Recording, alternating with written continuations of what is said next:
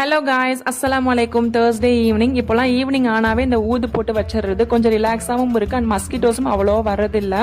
மஹரிப்லாம் தொழுதுட்டு கிச்சனுக்குள்ள டின்னர் செய்யலான்னு வந்துட்டேன். டின்னருக்கு சப்பாத்தியும் பன்னீர் கடாய் கிரேம் செய்யலாம் தான் ரெடி பண்ணிட்டு இருக்கேன். கடாயில 3 டேபிள் ஸ்பூன் போல எண்ணெய் ஆட் பண்ணிட்டு பட்டை ஏலக்காய் சேர்த்து 4 மீடியம் சைஸ் ஆனியன் குட்டி குட்டியா சாப் பண்ணி வச்சிருக்கேன். அதே முள்ள சேர்த்து நல்லா வதக்கிக்கிறேன். நல்லா வெந்ததும் அதில் 1 டேபிள் ஸ்பூன் போல இஞ்சி பூண்டு பேஸ்ட் சேர்த்துட்டு அதையும் நல்லா பச்சை வாசனை போற வரை வதக்கிக்கிறேன். 4 மீடியம் சைஸ் தக்காளி குட்டி குட்டியா சாப் பண்ணி வச்சிருக்கேன். அதே முள்ள ஆட் பண்ணிட்டு தக்காளி நல்லா வெந்ததுக்கு அப்புறமா ஒரு கேப்சிகம் கட் பண்ணி வச்சிருக்கேன். அதே முள்ள சேர்த்துக்கிறேன். கேப்சிகம் சேர்க்கறனால கொஞ்சம் ஃபிளேவர் நல்லா இருக்கும்.